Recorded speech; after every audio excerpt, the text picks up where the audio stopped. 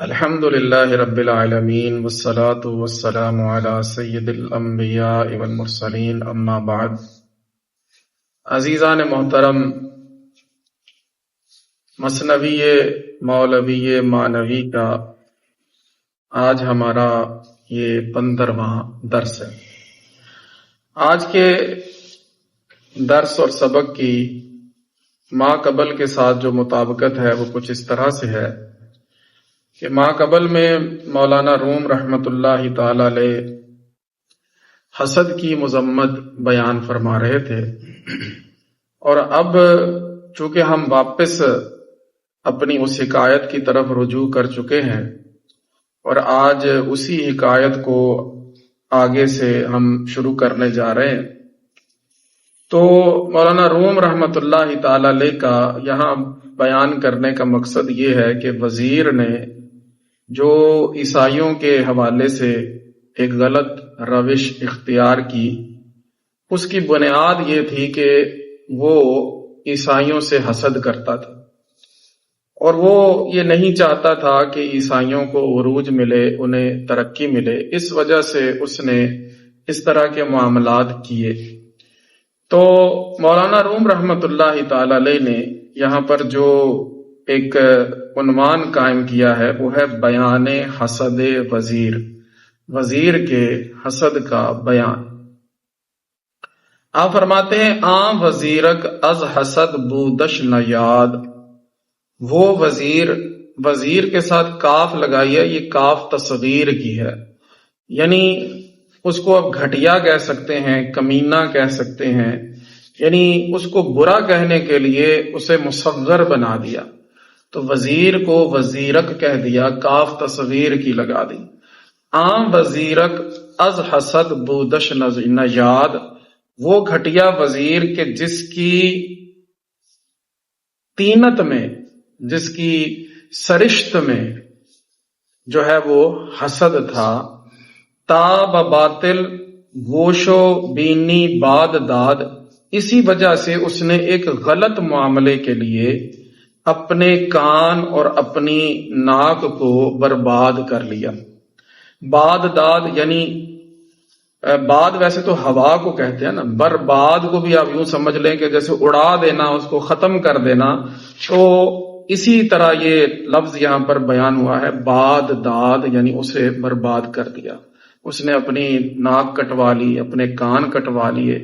بر امید آن کے از نیش حسد، اس امید پر کہ اس کے حسد کا جو ڈنگ ہے، زہر او در جانے مسکینہ رسد، اس کا زہر جو ہے وہ بیچارے مسکین جو نصارہ ہیں ان تک پہنچے، اور ان کے درمیان فساد، لڑائی اور منازعت جو ہے وہ پیدا ہو جائے، اور وہ اپنے مقصد میں کامیاب ہو جائے۔ تو ان کے درمیان وہ جو ہے وہ ایک اپنے حسد کا جو ہے وہ زہر پھیلانا چاہتا تھا، اور ان کے درمیان لڑائی جھگڑا کروانا چاہتا تھا، تاکہ وہ آپس کے اختلافات کی وجہ سے ترقی کے راستے سے پیچھے رہ جائے۔ تو بر امید آن کے از نیش حسد، اس امید پر اس نے ایسا کیا کہ اس کے حسد کے اس ڈنگ سے زہر او در جانے مسکینہ رسد، ان بیچارے مسکینوں کی جانوں کو زہر جو ہے وہ پہنچے۔ ہر کسے کو از حسد بینی کند، بینی کندن یہ ایک الگ محاورہ ہے۔ بینی کندن مطلب انکار کرنے کے معاملے میں جو ہے وہ بولا جاتا ہے، تو اسی سے یہاں پر یہ مضارع کا صیغہ ہے بینی کند۔ ہر کسے کو از حسد بینی کند یعنی ناک بھون چڑھانا، الٹے سیدھے منہ بنانا۔ حسد کی وجہ سے آپ فرماتے ہیں کہ جو بندہ انکار کی صورت تک پہنچ جاتا ہے تو وہ خیشتن بے گوش و بے بینی کند، وہ اپنے آپ کو بے گوش اور بے بینی کر لیتا ہے، وہ اپنے ناک کان کٹوا لیتا ہے، گویا نہ اس کی ناک رہتی ہے نہ اس کے کان رہتے ہیں۔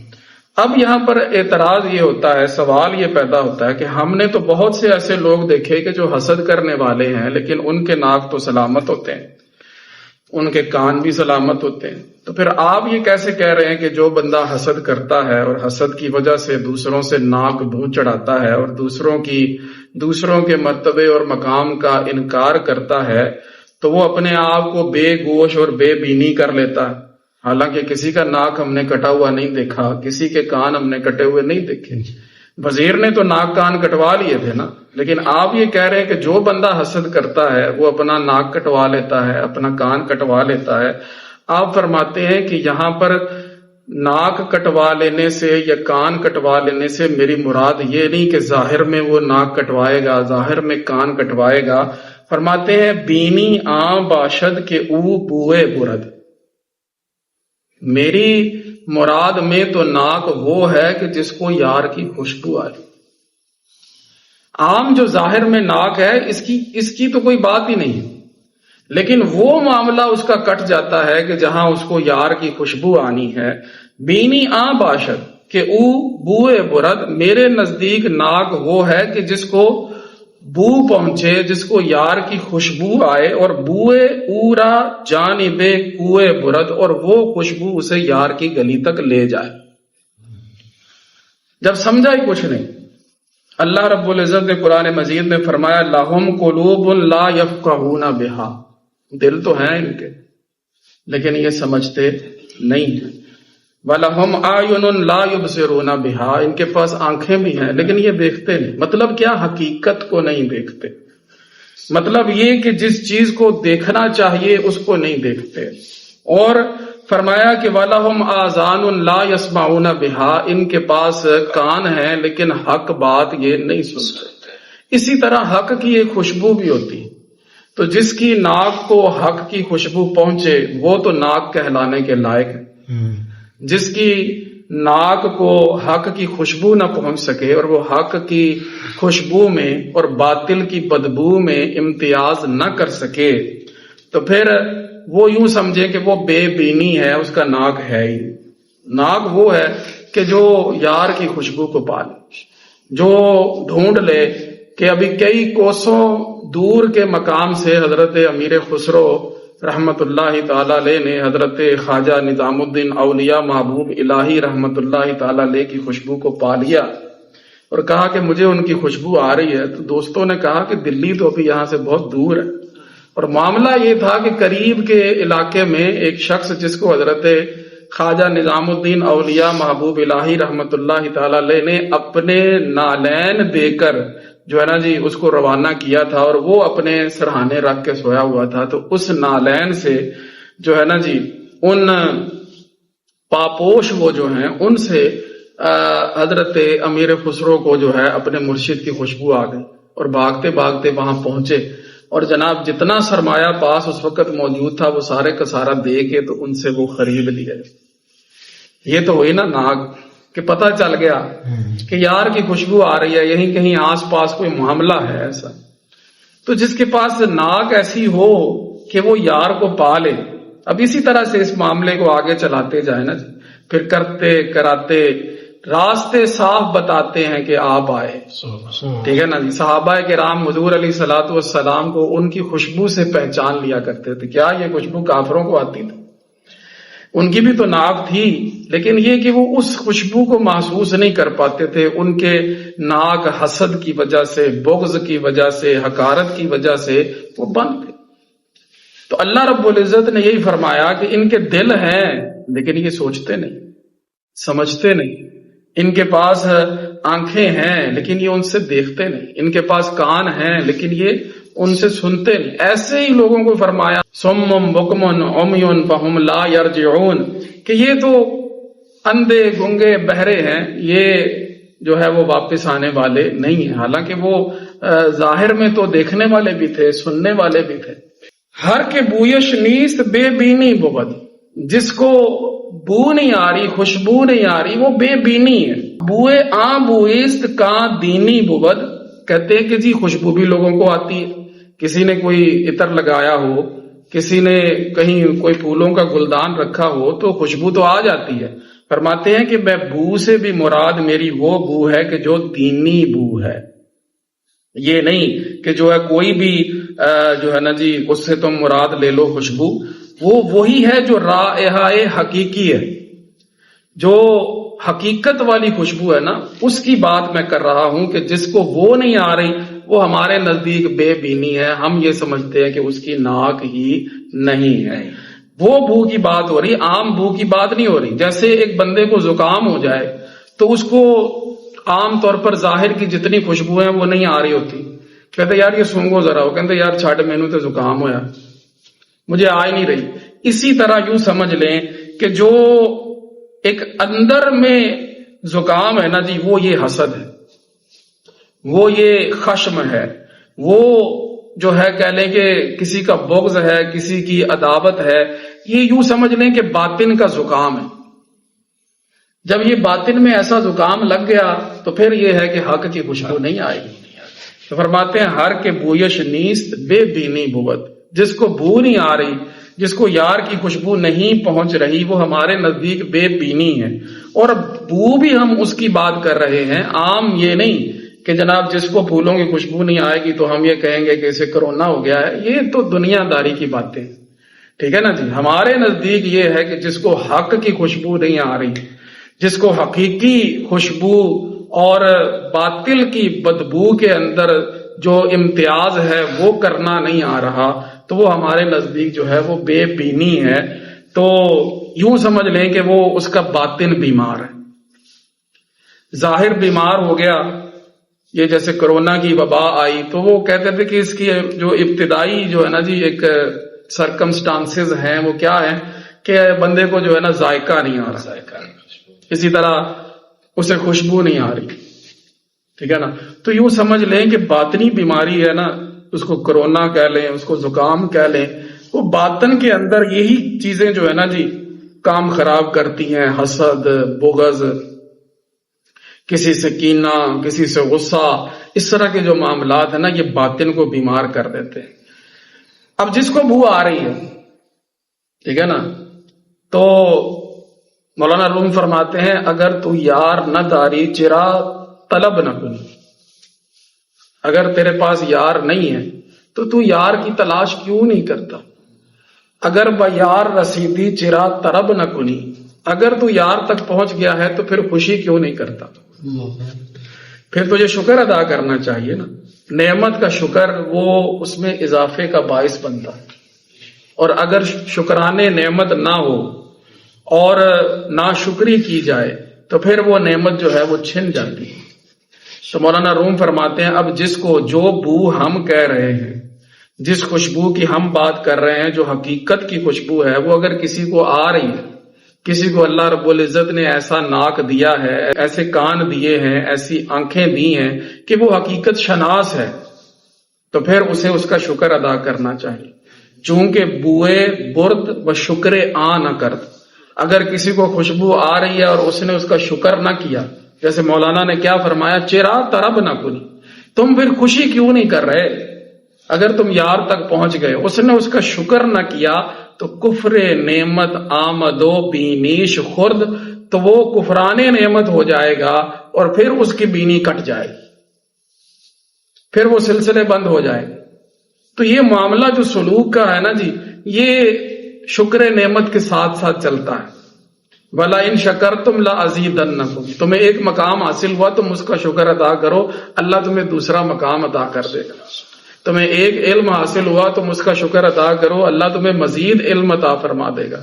لیکن اگر تم نے اس کا کفران نعمت کر دیا تو پھر یوں سمجھ لو کہ پھر تمہاری ناک کٹ جائے، پھر وہ معاملہ ہوگا کہ وہ نعمت جو ہے وہ تم سے چھین لی جائے گی۔ فرماتے ہیں شکر کن مر شاکراں را بندہ باش، شکر کرتے رہنے کے لیے ضروری یہ ہے کہ بندہ شاکرین کی محفل میں بیٹھے، ان کے ساتھ اپنی صحبت رکھے۔ فرماتے ہیں ایک تو خود شکر کر کہ اللہ تعالیٰ نے تمہیں اپنے راستے پر چلنے کی توفیق دی، تمہیں اللہ رب العزت حقیقتوں سے آگاہ کرتا جا رہا ہے، شکر کرتا جائے گا، اللہ مزید حقائق کے دروازے تم پر کھولتا جائے گا، جو چیزیں محجوب ہیں ان کا کشف ہوتا جائے گا۔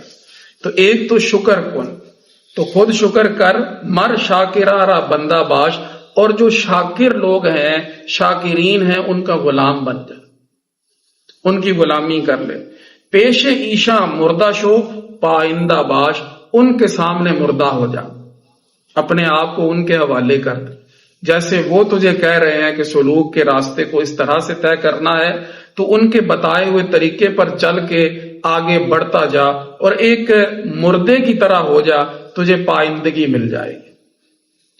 اللہ والوں کے ہاتھوں میں بیعت یہی ہے نا کہ مردہ بدست زندہ، کہ جب کسی کے ہاتھ پہ بیعت کر لی تو پھر ہم تو جو ہے وہ جیسے بھی ہیں، ہم نے اپنا آپ ان کے سپرد کر دیا. اب وہ ہمیں چلائیں گے اور ہم انشاءاللہ آگے چلتے چلتے پائندگی کو پہنچ جائیں گے. اب دوبارہ ایک اور اسی وزیر کا حوالہ دیتے ہیں اور فرمایا چون وزیر از رہ زنی مایا مساز، وزیر کی طرح ڈاکو بن کے جو ہے نا جی مال نہ بنا.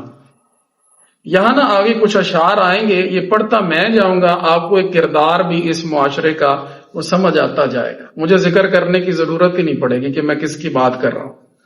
چون وزیر از رہ زنی مایا مساز، وزیر کی طرح ڈاکو بن کے تو مایا مساز اپنا مال نہ بنا. خلق را تو بر میاور از نماز، مخلوق کو تو نماز سے دور نہ کر، ان کی عبادت سے تو دور نہ کر.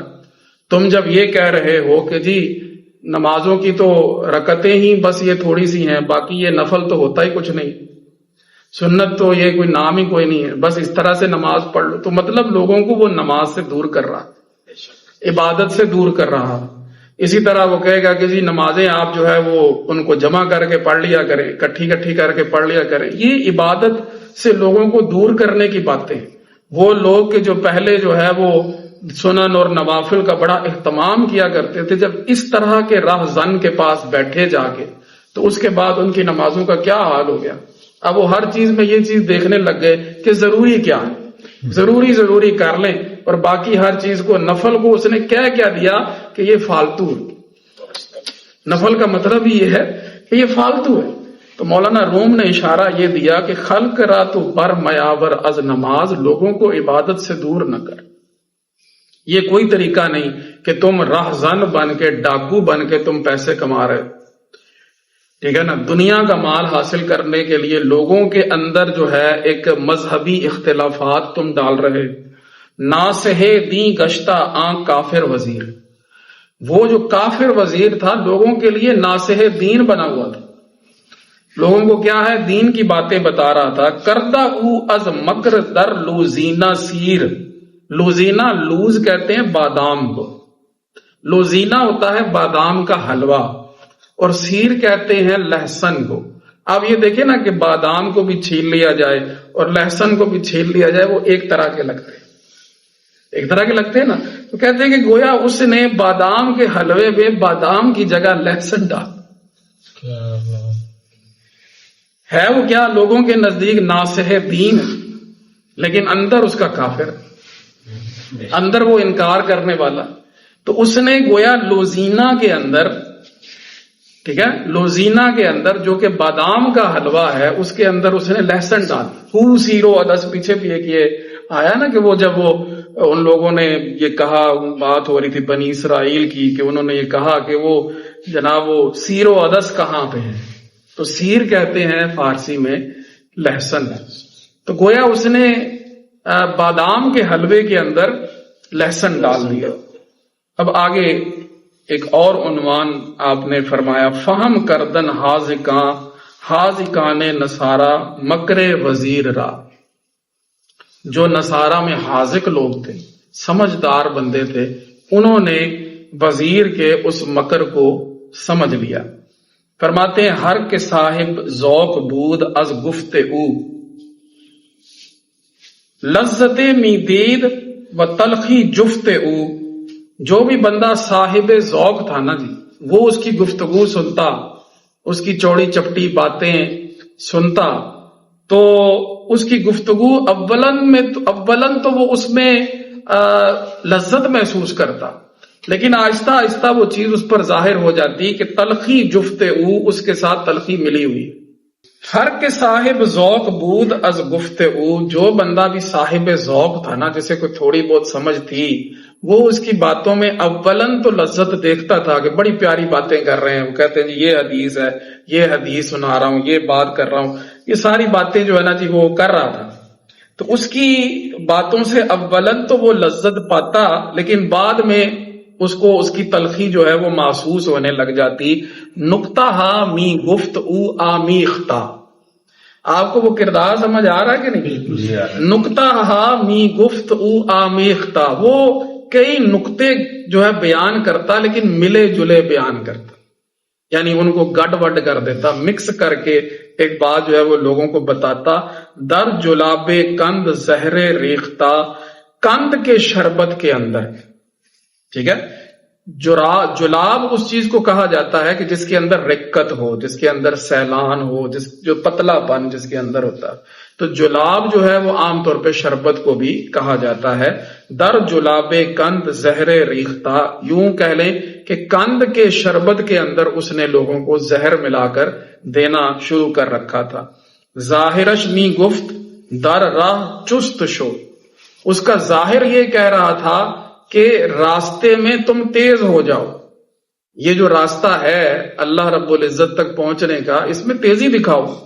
یعنی کوشش اس کی ظاہر میں یہی نظر آ رہی تھی کہ وہ لوگوں کو دین کے قریب کرنا چاہ رہا ہے، لیکن در وز اثر می گفت جارا سست شو، اس کے اثرات یہ ظاہر ہو رہے تھے کہ گویا وہ جان کو، روح پہ حملے کر کے روح کو یہ کہہ رہا ہے کہ سست شو، تم سست ہو جاؤ. تو کوئی بتا دے کہ اس کو وہاں پر بیٹھ کر جو ہے اس میں چستیاں ملی، وہ سستی ہوا. جہاں وہ نوافل پڑھتا تھا، سنتیں پڑھتا تھا، وہ اس نے چھوڑ دی. جہاں وہ ہر نماز اپنے وقت پر ادا کرتا تھا، وہاں وہ جمع بین الصلاتین کرنے لگ گیا. یعنی ظاہر میں وہ کیا کر رہا تھا کہ چست شو، ایسے کہہ رہا تھا بس تیز ہو جاؤ، تیز ہو جاؤ، دین میں اپنی تیزی دکھاؤ، ادھر جو ہے کہہ لو کہ اپنی محنت کرو، جد و جہد کرو. لیکن اس کے اثرات یہ ہو رہے تھے کہ گویا وہ جیسے روح کو یہ کہہ رہا ہے کہ سست شو، تم سست ہو جاؤ، تو لوگوں کو راستے سے وہ روک رہا. ویسے وہ دین میں ناسے بنا ہوا ہے. اب فرماتے ہیں کہ ایسا ہوتا رہتا ہے کہ بہت سی چیزیں ظاہر میں کچھ ہوتی ہیں لیکن ان کے اثرات کچھ اور ہوتے ہیں. چاندی ہوتی ہے نا، چمکدار ہوتی ہے، سفید کپڑا لے کر چاندی کو رگڑے وہ کپڑا کالا ہو جائے. چاندی تو سفید ہے لیکن کپڑے کو کیوں کالا کر رہی ہے؟ فرماتے ہیں ظاہر نکرا گرس پہ دست و نو. چاندی کا ظاہر جو ہے وہ اگرچہ سفید ہوتا ہے اور وہ نئی بالکل لگ رہی ہوتی ہے، لیکن دست و جامہ می سیاہ گردد ازو، لیکن جب اس کو ہاتھ سے رگڑا جائے، ٹھیک ہے جی، یا اس کے اوپر کوئی کپڑا رگڑا جائے تو اس کو وہ سیاہ کر دیتے، سیاہی چھوڑتی. اثرات اس کے یہ، ویسے وہ چمکیلی ہے، اس کو چمکانا چاہیے اس چیز کو، لیکن وہ اس کو کالا کر رہی ہے. تو ایسا ہوتا رہتا ہے کہ بہت سی چیزیں ظاہر میں کچھ نظر آ رہی ہوتی ہیں لیکن حقیقت میں ان کے اثرات کچھ اور ہوتے ہیں. ایک اور مثال لے لیجئے.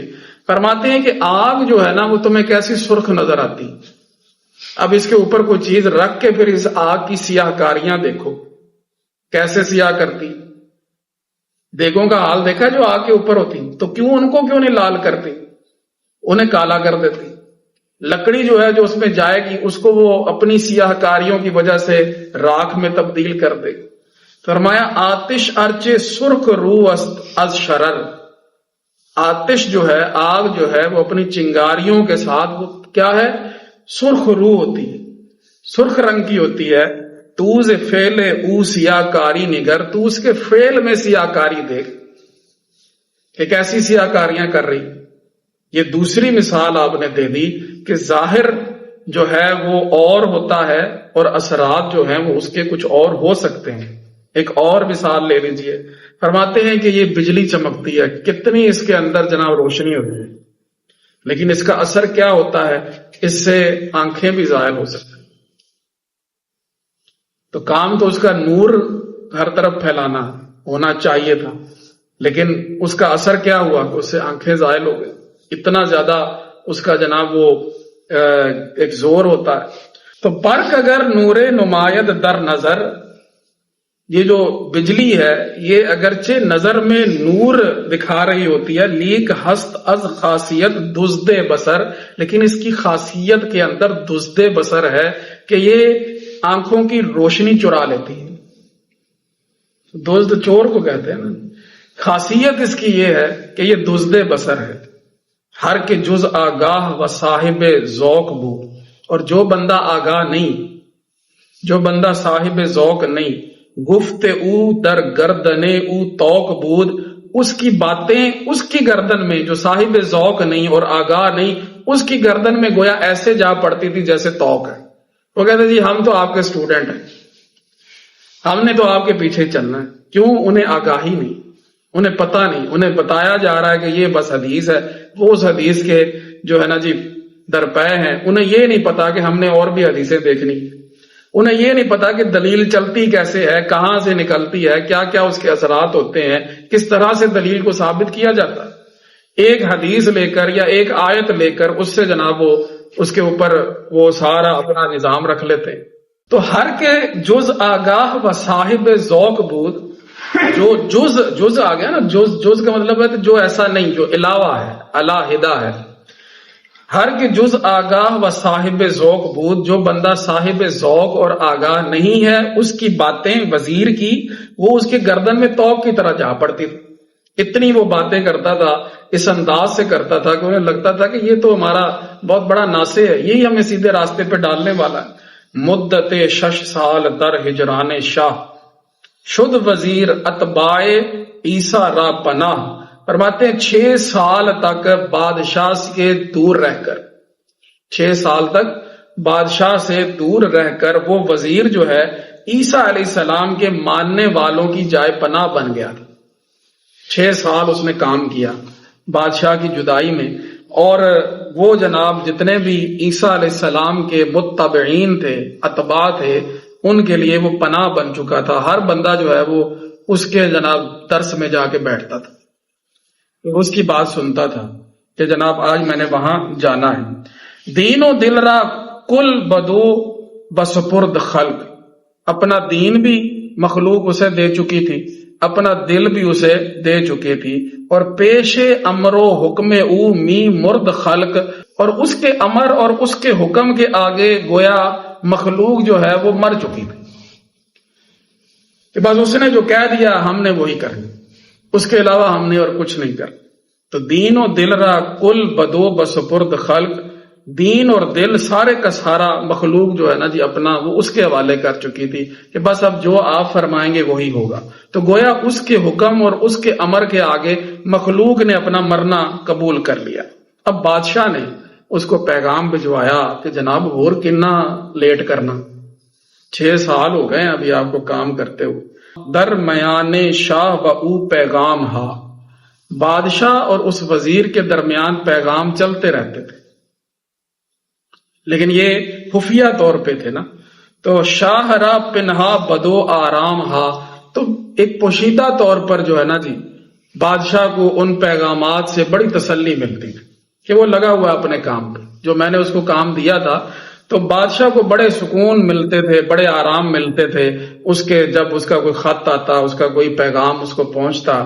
تو یہ پیغام رسانی کا جو سلسلہ تھا بادشاہ اور وزیر کے درمیان یہ جاری تھا. پیش او بنوشت شاہ کئے مقبلم، بادشاہ نے اس کو خط لکھا کہ اے میرے مقبول، اے میرے منظور نظر، مقبلم.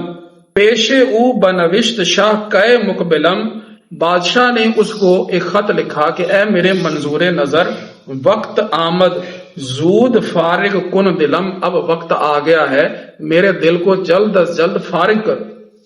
یعنی میرا دل جو ان خیالوں میں پڑا ہے کہ اب آگے کیا نتیجہ نکلنا ہے وہ نتیجہ نکال دو. 6 سال تو ہو گئے ہیں تمہیں یہ سارا کام کرتے ہوئے، اب اپنے آپ کو کسی طرح سے ظاہر کرو، اور جو اس کے اثرات سامنے آنے ہیں ان کو لے کر آؤ. جو تم نے 6 سال ان کے درمیان طرح طرح کے جو ہے وہ معاملات کیے ہیں اور محنت کی ہے تم نے ان کے درمیان اختلافات ڈالنے کی، اب اس کا کوئی نتیجہ بھی نکلنا چاہیے نا. گفت اینک اندر آ کارم شہا، اس نے یہ کہا کہ اے بادشاہ میں اس کام میں لگا ہوں. اندر آ کارم میں اس کام میں لگا ہوا ہوں. کف گنم در دین عیسیٰ فتنہ ہا، کہ میں عیسیٰ علیہ السلام کے دین کے اندر فتنے ڈال دوں. اب آگے ایک نیا جو ہے وہ اس کا عنوان آتا ہے، بیان دوازدہ سبت از نصارا. عیسائیوں کے جو 12 قبیلے ہیں ان کا بیان. سبت کا لفظ پوتے کے لیے بھی بولا جاتا ہے، سبت کا لفظ نواسے کے لیے بھی بولا جاتا ہے، اور اسی طرح سبت کا لفظ قبیلے کے لیے بھی بولا جاتا ہے. تو عیسیٰ علیہ السلام کے بعد یہ مولانا فرماتے ہیں کہ ان کے جو عیسائیوں کے ہاں ان کا نظام چلانے کے لیے ان کے 12 قبیلے جو ہیں وہ بنے ہوئے تھے. تو سبت اس کی جمع اسبات آتی ہے.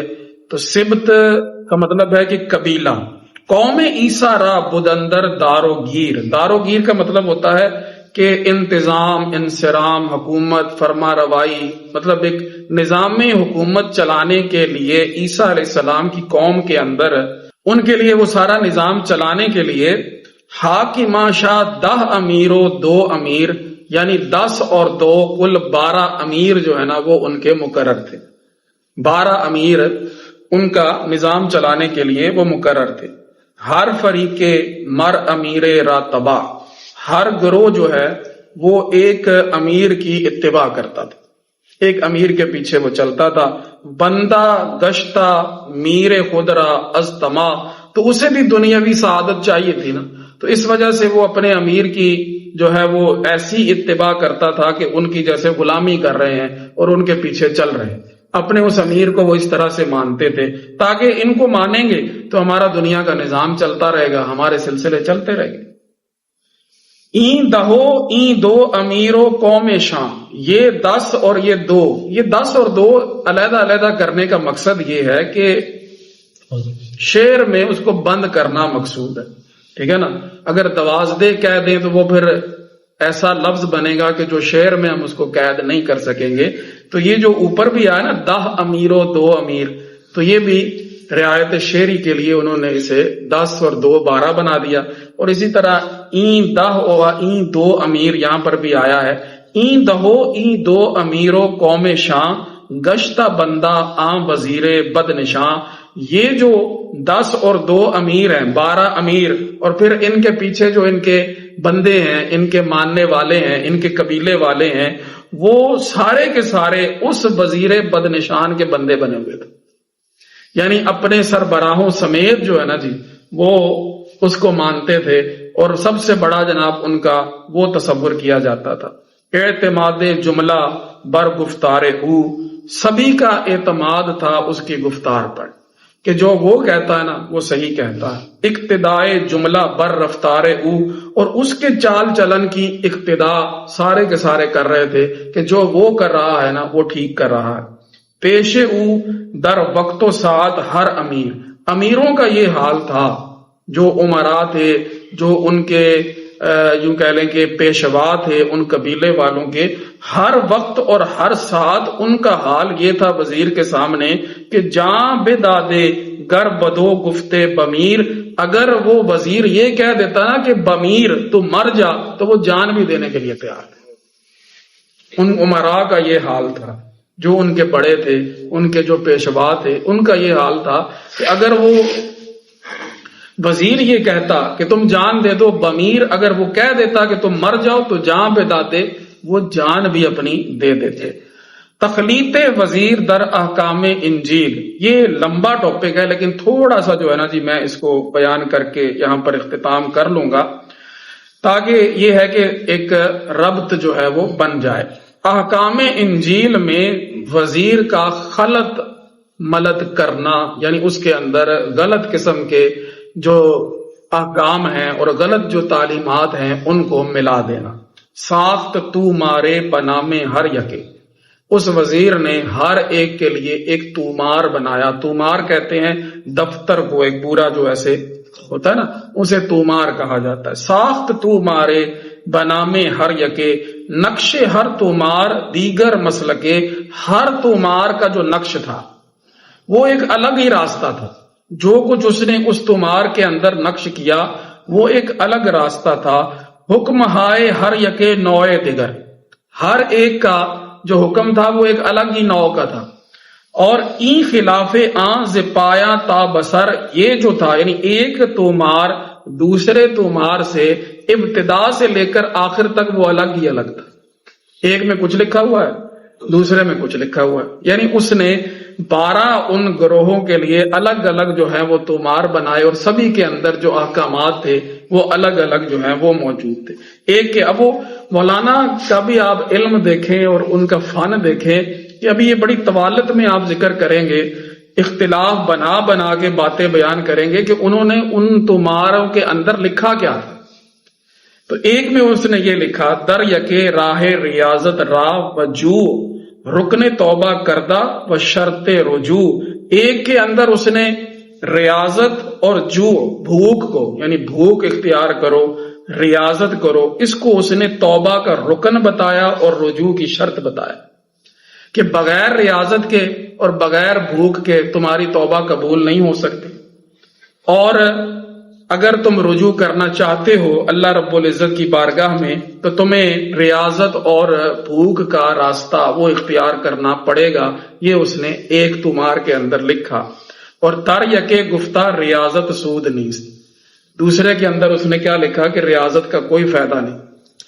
اندر ای راہ مخلص جز جود نیست، مخلص نکلنے کا راستہ، خلاصی کا راستہ، ٹھیک ہے، مخرج جیسے ہوتا ہے نا نکلنے کا راستہ، جیسے مخلص خلاصی کا راستہ. فرماتے ہیں کہ اس نے یہ لکھا کہ اس راستے میں یعنی اللہ رب العزت کا جو راستہ ہے، دین کا جو راستہ ہے، اس میں جود و سخا کے علاوہ کوئی مخلص نہیں، ریاضت کرنے کا کوئی فائدہ نہیں. در یہ کہ گفتہ ریاضت سود نہیں، ایک میں اس نے کیا کہا کہ ریاضت کا کوئی فائدہ نہیں. اندر ای راہ مخلص جز جود نیست، اس راستے کے اندر مخلص جو ہے یعنی اس میں خلاصی کا طریقہ سوائے جود کے اور سخا کے وہ نہیں. اب ایک اور کے اندر اس نے کیا لکھا در یکے گفتہ کہ جو جودے تو، ایک کے اندر اس نے یہ کہہ دیا کہ تیری جو بھوک ہے اور تیرا جود یہ ان دونوں کے خلاف بات آ گئی کہ تو جو بھوک اختیار کر رہا ہے یا تو جو جود و سخا کر رہا ہے، شرک باشد از تو با معبود تو یہ سمجھ رہا ہے نا کہ یہ میں کر رہا ہوں، سخا تو کر رہا ہے اور بھوک بھی تو برداشت کر رہا ہے، گویا یہ سمجھ لے کہ یہ تو اپنے معبود کے ساتھ شرک کر رہا ہے، تو اپنی بات جو کر رہا ہے. یعنی یہ جو تیسرا تھا یہ ان دونوں سے مختلف آ گیا، جس میں اس نے جود کا بھی انکار کر دیا اور جو کا ریاضت کا بھی اس نے انکار کر دیا. اور اس نے یہ کہا کہ یہ جو معاملات جب تو کرے گا نا کہ تم یہ کر رہے ہو تو گویا یہ ایسے ہوگا کہ تم اپنے معبود کے ساتھ شرک کر رہے. جز توکل جز کے تسلیم تمام، تمہیں کیا کرنا چاہیے، تم توکل اور تسلیم تمام اپنے آپ کو بس اللہ کے حوالے کر، سوائے توکل کے اور سوائے تسلیم تمام کے در غم و راحت ہما مکرست و تام، یعنی حالات جیسے بھی ہوں، غم ہو راحت ہو، اس میں سوائے توکل کے اور تسلیم تام کے باقی جو کچھ بھی ہے وہ سب مکاری ہے، وہ سب کے سب شکنجے ہیں. ان میں خامخواہ تم نے پھنسنا، ریاضت خامخواہ کرنی ہے، بھوک خامخواہ برداشت کرنی، تم صرف توکل کرو، چاہے جیسے بھی حالات ہوں، اچھے ہوں تب بھی تم توکل کرو. اپنے آپ کو تسلیم تام یعنی مکمل سپردگی تمہاری اللہ رب العزت کی بارگاہ میں ہو جانی چاہیے، غم ہو یا راحت ہو. اس میں اگر تم توکل اور تسلیم تمام کے علاوہ کسی چیز کو دیکھو گے تو وہ ہما مکرست و دام، وہ سب کا سب جو ہے وہ مکر ہے اور سب کے سب جو ہیں وہ جال ہیں اور شکنجے ہیں. در یکے گفتہ کے واجب خدمت است، ایک میں اس نے کہا کہ واجب عبادت ہے، خدمت کرنا وہ واجب ہے. ورنہ اندیشہ توکل تہمت است، ورنہ یہ توکل والی جو سوچے ہے نا یہ فقط تہمت ہے اور کچھ بھی نہیں. اصل اگر کام کرنے والا ہے وہ کیا ہے، عبادت کو، توکل کے اوپر نہ رہو. ٹھیک ہے نا جی. حالانکہ جو صحیح ایک طریقہ ہے کہ عبادت بھی ہے اور توکل بھی ہے. عبادت اس امید پر کی جاتی ہے کہ اللہ رب العزت قبول کرے، مالی دا کم پانی دینا پر مشکاں پاوے تے مالک دا کم پھل پھل لاؤنا لاوے یا نہ لاوے. ایمان جو ہے وہ امید اور جو ہے نا جی خوف کے درمیان ہوتا ہے. ٹھیک ہے جی، بین الخوف والرجاء ہوتا ہے. تو یہ کہہ دیا اس نے کہ جناب توکل کو چھوڑو، توکل کرنے کا کوئی فائدہ نہیں، تم عبادت کی طرف آؤ۔ تو در یکے گفتہ کے امر و نہی ہاست، بہر کردن نیست شرح اجز ماست۔ ایک میں اس نے یہ کہہ دیا کہ یہ جو اوامر اور نواہی ہیں یہ کوئی کرنے والے کام نہیں، کہ جس چیز کا حکم ملا ہے اس کو تم نے کرنا ہے، اور جس چیز سے منع کیا گیا ہے اس سے تم نے رکنا ہے۔ اصل میں یہ ہمارے عجز کو ظاہر کر رہے ہیں کہ ہم یہ کر ہی نہیں سکتے، تاکہ عجز خود ببینیم اندر آ، تاکہ ہم اس کے اندر اپنا عجز دیکھیں، اور قدرت حق را بدانیم آ زمان، ہم اس وقت اللہ رب العزت کی قدرت کو جان لیں۔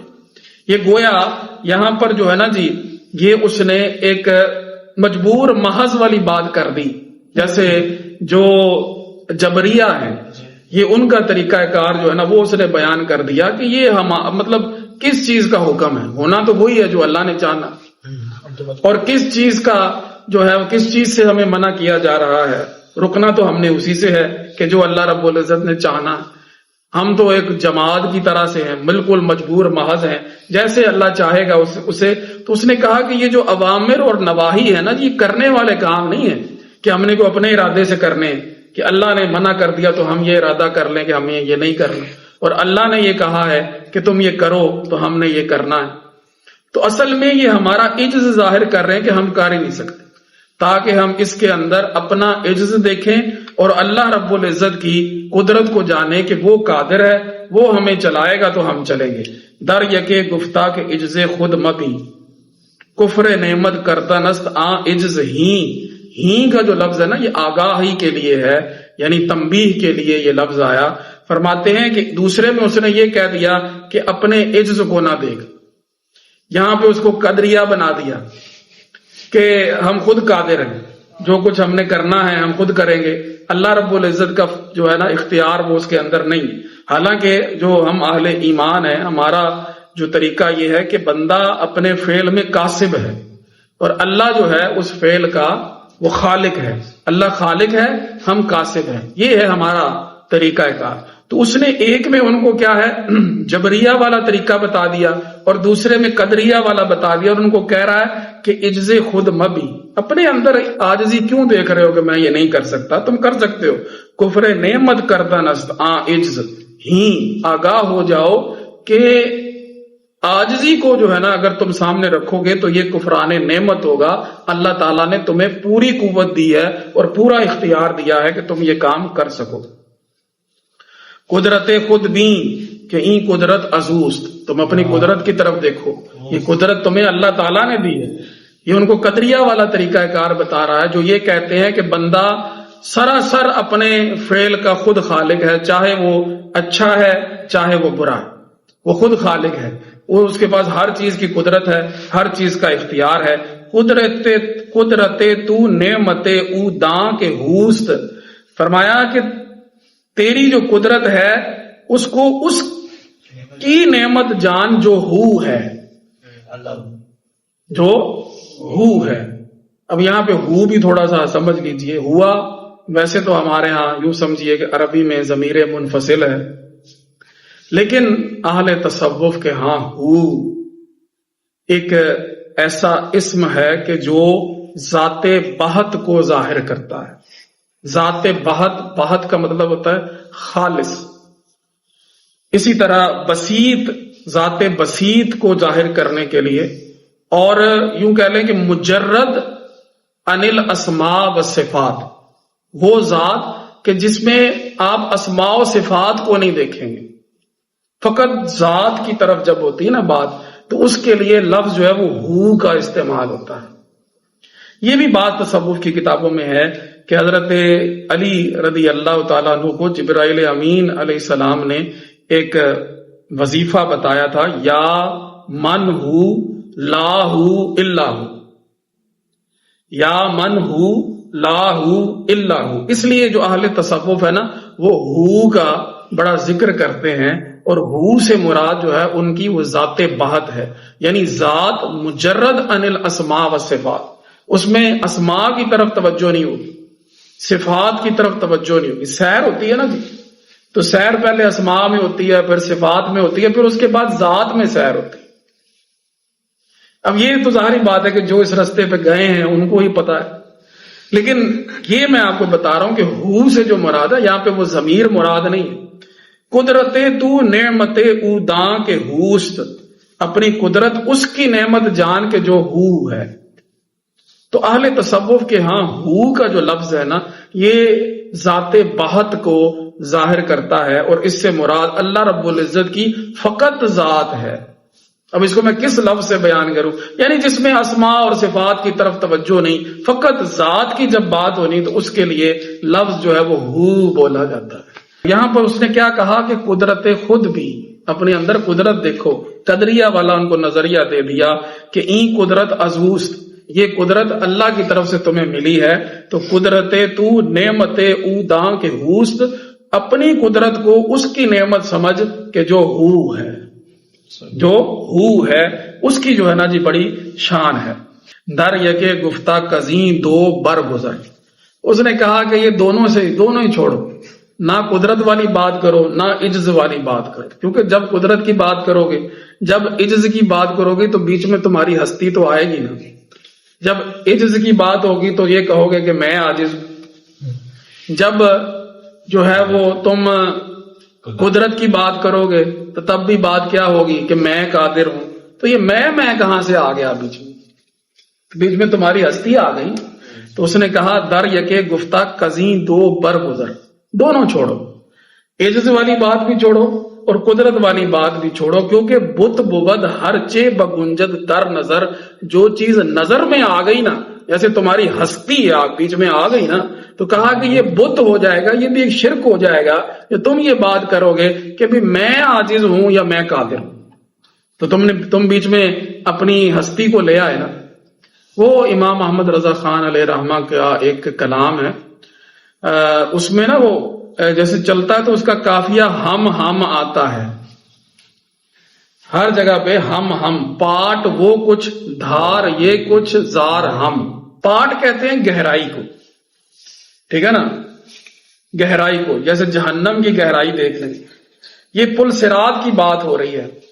پاٹ وہ کچھ، دھار یہ کچھ، زار ہم، یعنی جہنم کی گہرائی اتنی ہے۔ پھر دھار کہتے ہیں باریکی کو، جیسے یوں سمجھ لیں کہ یہ ایک سمندر میں ایک گہرائی بھی ہوتی ہے، اس کی لہریں ہوتی ہیں، لہروں کو بھی دھار کہا جاتا ہے، اسی طرح باریکی کو بھی دھار کہا جاتا ہے۔ تو یہاں پل صراط کی بات ہو رہی ہے، پاٹ وہ کچھ یعنی اتنی گہرائی، اور دھار یہ کچھ اتنی باریکی، اور زار ہم اسی ماڑے بندے، ٹھیک ہے جی۔ یا الہی کیوں کر اترے پار ہم، ٹھیک ہے، یا الہی کیوں کر اترے پار، ہم کیسے پار جائیں گے؟ ایک طرف اتنی گہرائی ہے، پاٹ وہ کچھ، دھار یہ کچھ، زار ہم، یہ تین جگہوں پہ بات ہو رہی ہے، پاٹ وہ کچھ، دھار یہ کچھ، زار ہم، یا الہی کیوں کر اترے پار ہم۔ اب یہ آگے چلتا ہے نا جی، تو اس میں ہر جگہ پہ ہم آ رہا ہے۔ پھر آخر پہ اعلیٰ حضرت اس کے مقطع میں کیا فرماتے ہیں، ان کے آگے دعویٰ ہستی رضا، ان کے آگے دعویٰ ہستی رضا، کیا بکے جاتا ہے یہ ہر بار ہم، یہ ہر بار تو ہم کی بات کیوں کر رہا ہے، کیا بکے جاتا ہے یہ ہر بار ہم۔ تو یہ اسی طرح بات یہاں پر ہو گئی کہ در یکے گفتہ کزیں دو بر گزر، یہ عجز والی بات ہو گئی یا قدرت والی بات، دونوں کو چھوڑ، کیوں کہ بات جب ہونی ہے تو بیچ میں تیری بھی بات آ جانی ہے کہ بھی میں عاجز ہوں اور میں قادر، ٹھیک ہے۔ تو بت بود ہر چے بگنجد در نظر، جو چیز نظر میں آ گئی فنا ہو جائے، بس بات ختم، تیری بات ہی کوئی نہیں ہونی چاہیے۔ بت بود ہر چے بگنجد در نظر، جو چیز نظر میں آ گئی وہ گویا تو ایک بت بن گیا، اور وہ اللہ رب العزت کے مقابل تیری ہستی آ جائے گی۔ اسی لیے دیکھیں نا، بزرگ کئی ہوتے ہیں وہ میں کا لفظ استعمال کرنے سے بڑا بچتے ہیں، ہم کا لفظ استعمال کرنے سے بڑا بچتے ہیں، ٹھیک ہے نا۔ کہ بلا حضرت صاحب کا بیان کرنے کا کئی دفعہ انداز ہوتا تھا، فرمانے اے دے بارے ایسے لفظ ہوئے نا، میرے بارے کی بات نہیں کرتے، اے دے بارے اداں کوئی گل ہو رہی سے، اس طرح سے بیان فرمائے۔ یا خوش طرح باشد کے سر دل براں، گفتہ آید در حدیث دیگراں، کہ وہ بندہ بڑا اچھا ہے کہ جو یاروں کی بات جو ہوتی ہے نا جی، وہ دوسروں کی بات پہ ڈال کے بیان کر دے. ٹھیک ہے نا، کہ آب کوثر میں کئی واقعات ایسے ہیں جو کہ بلا حضرت صاحب کے واقعات ہیں، لیکن حضرت صاحب نے کس طرح بیان کیا ہے. ایک مولوی صاحب جی اس موضوع سے آپ نے بیان فرمائے. ایک مولوی صاحب تھے، تو اس طرح کر کے انہوں نے بات کو بیان کر دیا. تو بہرحال یہ ہستی والی بات جو ہے نا وہ ٹھیک نہیں کہ ہستی والی بات رکھی جائے. اب یہ جتنا بھی ہے نا جی، یہ فرق بتایا جا رہا ہے ان تمہاروں کا کہ وہ آپس میں ایسی ایسی باتیں لکھ دی گئی. اب یہ بالکل خلط ملط ہو گیا سارا معاملہ، اور ایک میں وہ کسی چیز کو ٹھیک کہہ رہا ہے، دوسرے میں اس کو وہ غلط کہہ رہا ہے اور کہہ رہا ہے کہ تم نے اس کو چھوڑنا ہے. بہرحال ہمارا ان پر اکتفا نہیں ہے کہ یہ چیزیں جو ہیں ہم ان کو کوئی سبق سمجھ لیں اور ان کے پیچھے ہم لگ جائیں. یہ تو ان کو وہ سمجھانے کی ساری بات ہو رہی ہے اور اسی کی ساری تقریر ہو رہی ہے کہ اس نے کسی تومار میں یہ لکھا، کسی تومار میں اس نے یہ لکھا.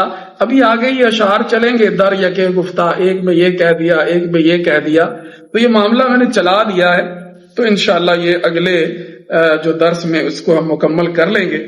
اللہ رب العزت ہم سب کو صحیح معنوں میں اپنی راہ کی تفہیم عطا فرمائے، اور اللہ کریم ہمیں حق دین بنائے، حق کو بنائے. اور وہی بات پھر آ جاتی ہے کہ وہ جو حق کی خوشبو ہے نا ہم اس کو محسوس کر سکیں. جیسے مولانا نے پہلے اشعار میں یہ کہا کہ نعت تو اسی کی ہے کہ جس کو حقیقت کی خوشبو پہنچے. اللہ رب العزت ہم سب کا حامی و ناصر ہو. وآخر دعوایا ان الحمد للہ رب العالمین.